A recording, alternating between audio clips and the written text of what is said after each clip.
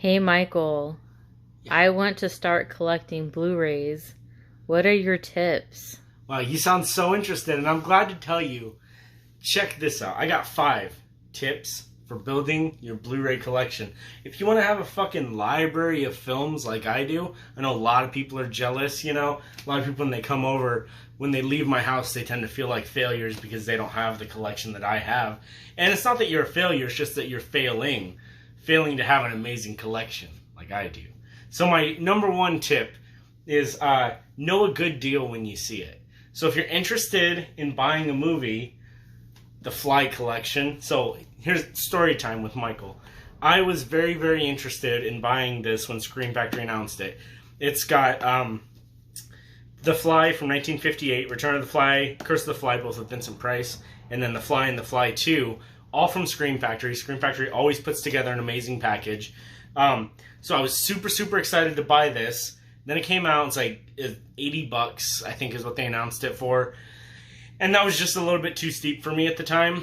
Sometimes I'm a broke bitch, like 90% of the time. If you ask Michael, you got money? No. Spent it on Taco Bell and shit. So, I had to tell myself, like, Michael, you're probably not getting the Fly collection. And I was okay with it. I had accepted it at that point. It was a tough pill to swallow, but I definitely swallowed it.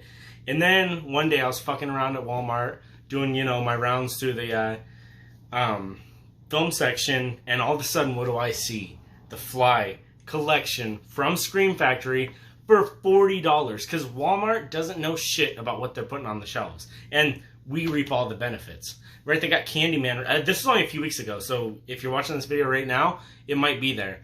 They got the Scream Factory edition of Candyman that usually retails for like $30 with the slip. I saw it there for like $10 the other day. So Walmart doesn't know, like, boutique Blu-rays, what they're selling, how much they go for, because they're stupid as fuck. And then that's when we strike. So know how much a movie's worth, so if you see it for cheaper, seize that moment, seize that opportunity. Because now, the thing that I never thought I was going to get, it's right here, baby, right on my heart. So that's the first one. The second tip is do your research. Beware of what you're buying. So this is a positive example. So this is the Necronomicon edition of Evil Dead, the first one from 1981. So it's really, really cool. It's like the Book of the Dead edition. It's got all the stuff like you see in the movie, and then you got a booklet, and then you got the movie here.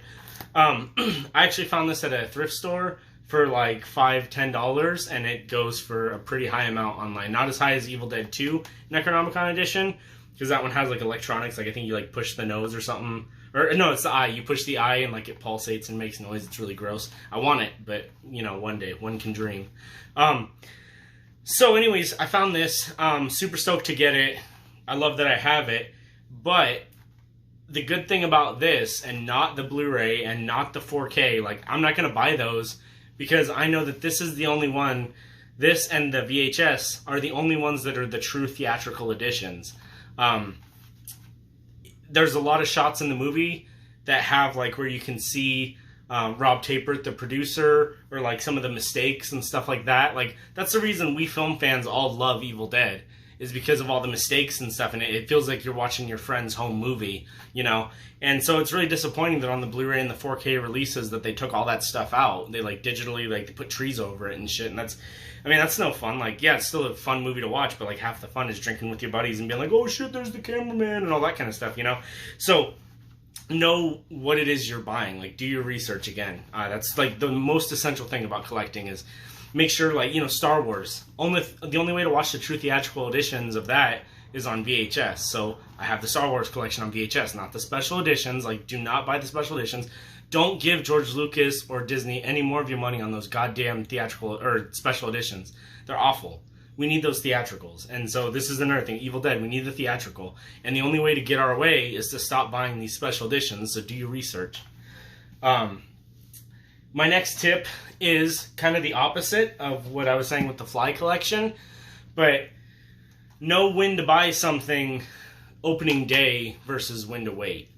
So Army of Darkness, sequel to Evil Dead. This is my favorite. I think this and Christine are probably tied for like my favorite horror movie. I love these movies. But I bought this day it came out with the slipcover. Now, not everybody collects the slipcovers. Some people think that they're worthless and they hate them and whatever. I love slipcovers, and I know a lot of collectors love slipcovers. But with Scream Factory and a lot of other releases, like releasing companies and stuff, they'll only have the slipcover available on it on first run, and then reprints are without the slip. So if you're the type of person who collects slips, or you like to buy the slips and then resell them and stuff like that, definitely buy opening day, because you don't know if you wait too long and then you can't have it, and then you're getting charged an arm and a leg because it's out of print or whatever. So just have that balance between knowing when to strike and when to wait and like that kind of stuff. I would say if it's a slipcover, it's a really nice addition. It doesn't hurt to cough up $20, $30 just initially, With stuff that's like those box sets, like the flying stuff, I honestly got really lucky. So if you see a good deal, take it. But if it's worth it, it's worth it, And if you have the money, if you didn't spend it on Taco Bell like I do, there you go. So my fourth tip is I'm using my Donnie Darko Arrow release as a guide or whatever. Make sure if you're buying a movie that you're really passionate about, you want to have like the best video quality of it, you want to have the special features. If you find out that there's like a boutique version of it, so what I mean by that is like Criterion, Arrow, Scream Factory, any of these companies who license who get the film from licensing, like not the Universal Edition or 20th Century Fox, not the original studio, but if you see a studio that has like the licensing to put their own edition out, always get that edition, because they're like the collector's editions. So for example, this release, the standard release, is one of the worst looking Blu-rays I've ever seen in my life. I made the mistake of buying it. This is another one of my favorite movies of all time. And the video quality was so flat and so awful, and the bonus features were the exact same ones that they had on the DVD. But then Arrow came along and did a 4K transfer of both the theatrical and the director's cut. Gave this thing so many special features, like put it in this nice box. Like you get a book about the movie, you get the theatrical director's cut. Like this is probably one of my nicest packages.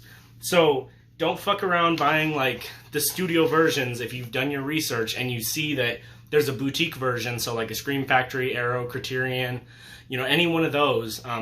For my American audience. If you're overseas, there's a bunch of other ones like Eureka and stuff like that. But get it from the boutique source if you can. So that'd be my fourth tip. My last tip is if a movie comes out on 4K and it's a brand new film, do your research if the Blu-ray or if the 4K looks that much better than the Blu-ray. I didn't plan on using the same example, but I feel like it's a good example. So, Godzilla, King of the Monsters, my boy. I love Godzilla. But this movie was shot in 2K, so it's at where it is. They can like upconvert and all that and make the colors look a little nicer. But this is a 2K film, so when you see it's on a 4K disc, all you're getting is some slightly boosted colors. You're not getting any more fine detail and all that because it's already topped out at 2K. It's called an upconversion, what they do. So yeah, I got this for a deal. If I was buying this opening day, I probably would have just bought the Blu-ray. But this was actually a better deal than the Blu-ray, so why not have those extra vivid colors for, a cheaper deal. But if you're getting an old movie that was shot on, a millimeter film, like 75, 35, whatever millimeter, then that's actual film. So there's so much room for detail and all that to be presented on a 4K disc that you wouldn't get on a Blu-ray disc. So, for example, I have Zombie. This movie came out in 1978, and this is one of the best looking 4Ks that I have because it's an older film. Yeah, the film grain is there, so if you don't like grain, I don't know, you don't like movies then, because movies are all about the grain.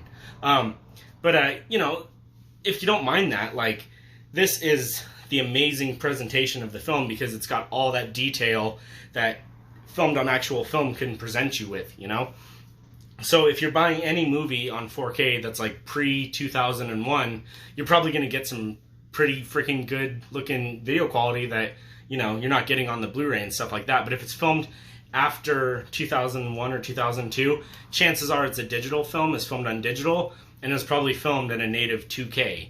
So you're going to get pretty much as best video quality as you can on that Blu-ray disc. So there's no point to jump. Now there are exceptions to that rule. New movies that are filmed in, on regular film, like anything by Quentin Tarantino, Once Upon a Time in Hollywood, You know, new movies that are filmed on film, yeah, gonna look amazing, you know. But if it's just a normal movie like Avengers or whatever, like that's filmed digital, big special effects and stuff like that, I don't think it's worth it to pay the extra dollars for a 4K disc when you can probably get something that looks practically the same on Blu-ray. So those are my top 5 tips. What do you think? You ready to start your collection?